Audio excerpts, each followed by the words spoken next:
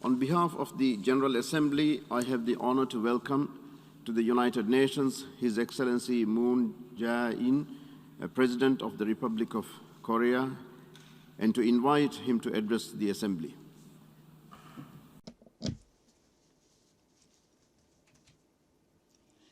President Abdullah Shahid, Secretary General Antonio Guterres, distinguished delegates.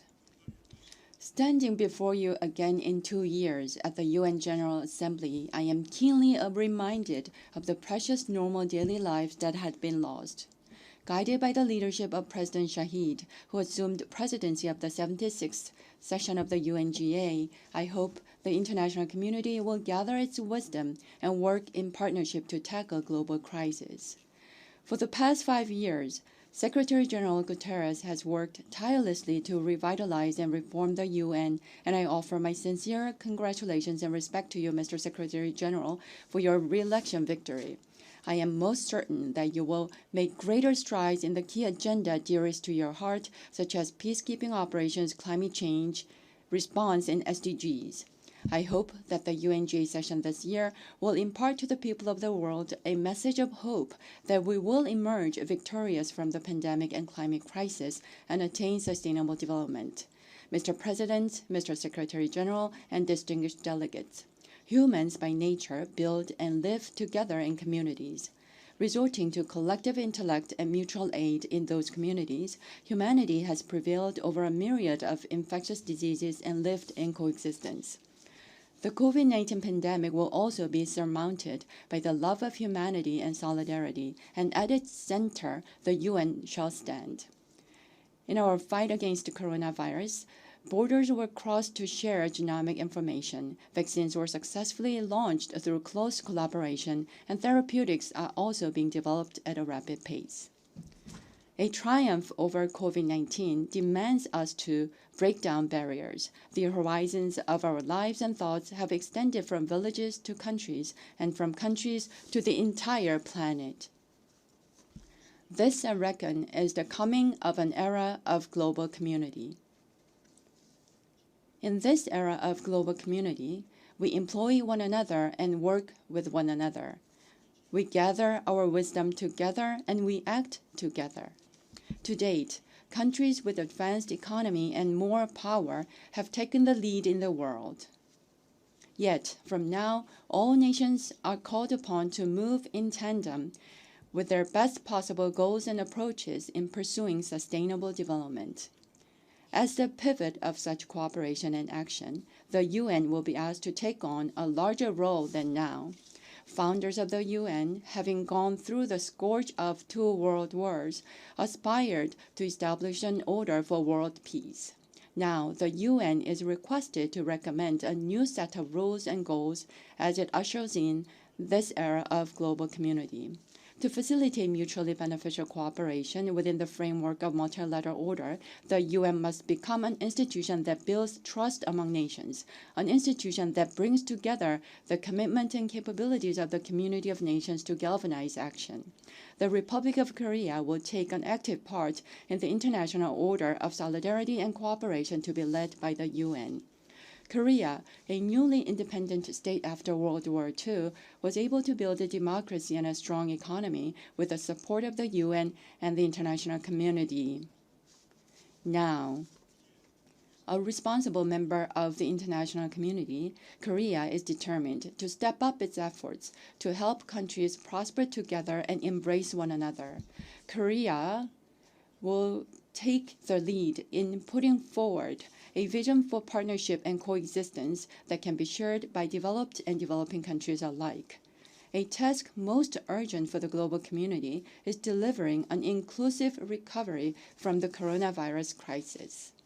Low-income families, the elderly, and other vulnerable groups were left most widely exposed to the threat of the virus.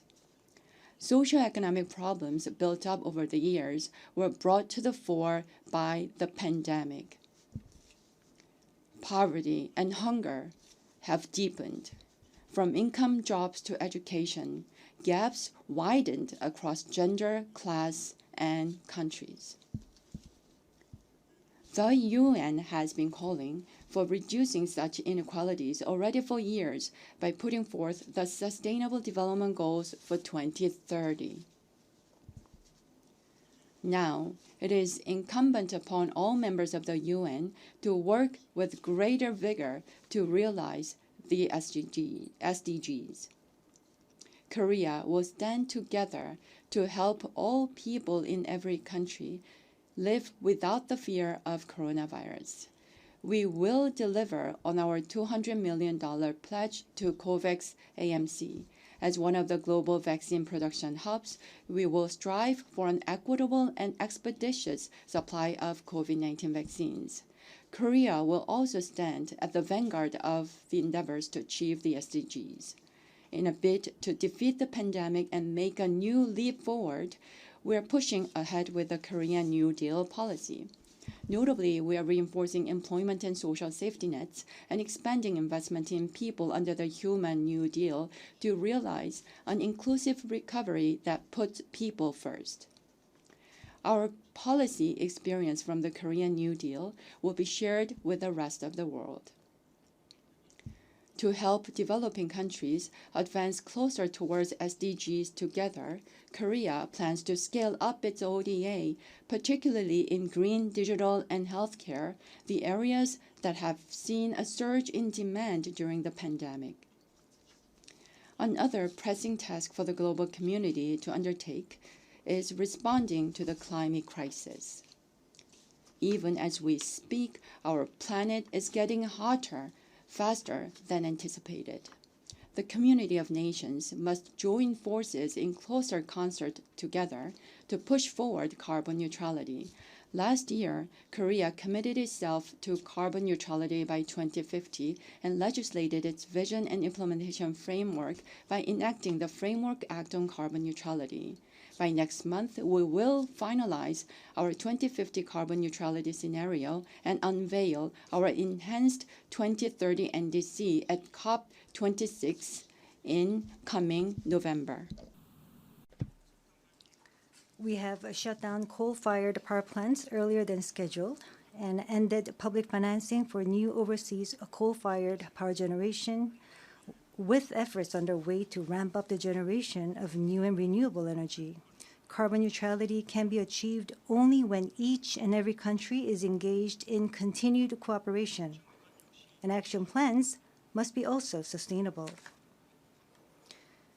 Through Green New Deal, Korea is turning its carbon neutrality commitment into opportunities to cultivate new industries and create jobs. Many Korean businesses are voluntarily joining the RE100 campaign and expanding their investment in hydrogen and other new and renewable energy, while pushing forward ESG management and carbon neutrality with greater force. The government, for its part, will firmly back up the private sector in technology development and investment.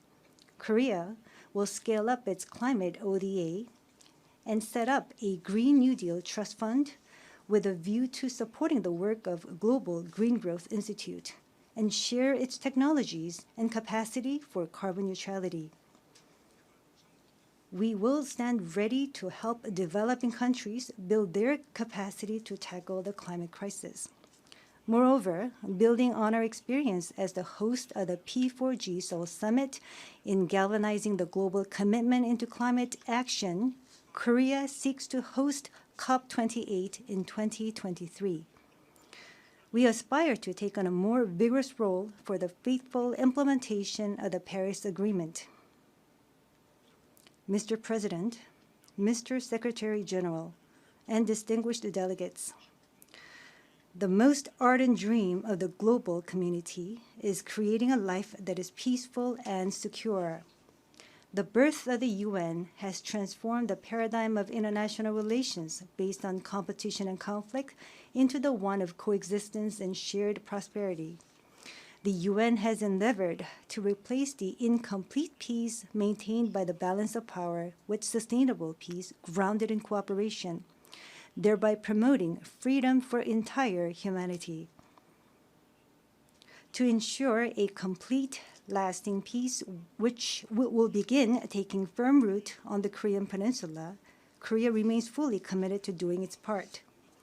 Envisioning a denuclearized, co-prosperous Korean peninsula, the government of the Republic of Korea has steadily carried forward the Korean Peninsula peace process and amid the support of the international community achieved historic milestones. The Panmunjom Declaration, Pyongyang Joint Declaration of September 2018, and military agreement resulting from the Inter-Korean Summit, as well as the Singapore Declaration from the U.S.-North Korea Summit.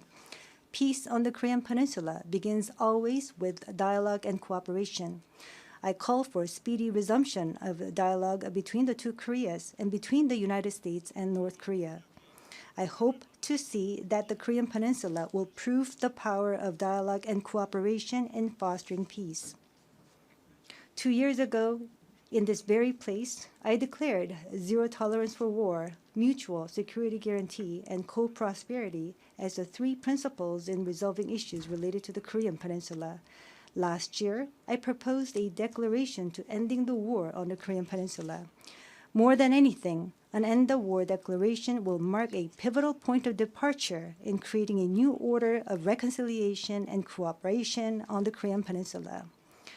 Today, I once again urge the community of nations to mobilize its strength for the end the war declaration on the Korean Peninsula, and propose that 3 parties of the 2 Koreas and the United States, or 4 parties of the 2 Koreas, the U.S., and China, come together and declare that the war on the Korean Peninsula is over.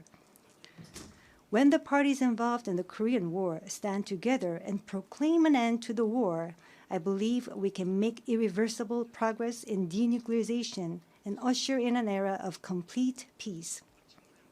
In fact, this year marks a meaningful 30th anniversary of the simultaneous admission of South and North Korea into the United Nations. With the joint accession to the UN, the 2 Koreas both recognized that they were 2 separate nations, different in systems and ideologies. However, such was never meant to perpetuate the division. For when we acknowledged and respected each other, only then could we set out on a path to exchange, reconciliation, and unification. When the 2 Koreas and the surrounding nations work together, peace will be firmly established on the Korean Peninsula, and prosperity fostered across entire Northeast Asia. That will go down as a Korean Peninsula model in which peace is attained through cooperation. North Korea, for its part, must brace for changes that befit the era of global community. I expect that the international community, together with Korea, remain always ready and willing to reach out to North Korea in a cooperative spirit. Heeding the yearnings of the separated families already advanced in age, we must lose no time in pressing ahead with their reunions.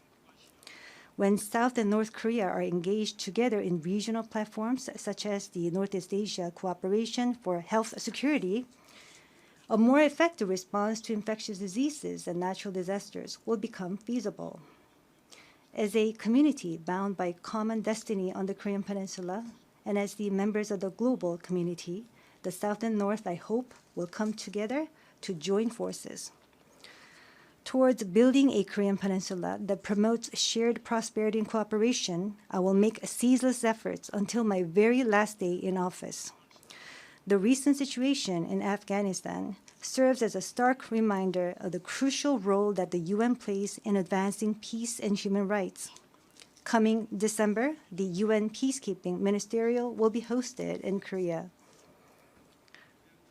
To ensure safer and more effective operation of UN peacekeeping missions, Korea will make use of this opportunity to encourage closer cooperation in the international community.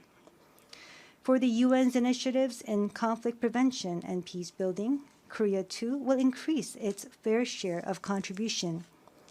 Korea will make a bid for a seat as a non-permanent member of the UN Security Council for the coming 2024-2025 term, and to build sustainable peace and thriving future generations, it stands ready to play an active part. And I look forward to your cooperation and support in this regard. Mr. President, Mr. Secretary General, and distinguished delegates, Humanity, even in the darkest hours of adversity, has never lost hope for the future. Trusting one another, working side by side, we have changed that very hope into reality. Even in the face of the COVID-19 crisis, we're yet again sowing the seeds of hope. To build back better, we're gathering our greatest strengths. If humanity is united as one and never loses sight of today, we will surely be able to build a better tomorrow. As humanity embarks on a new journey for ushering in the era of global community, I count on the United Nations to lead the way with a spirit of solidarity and cooperation. Thank you.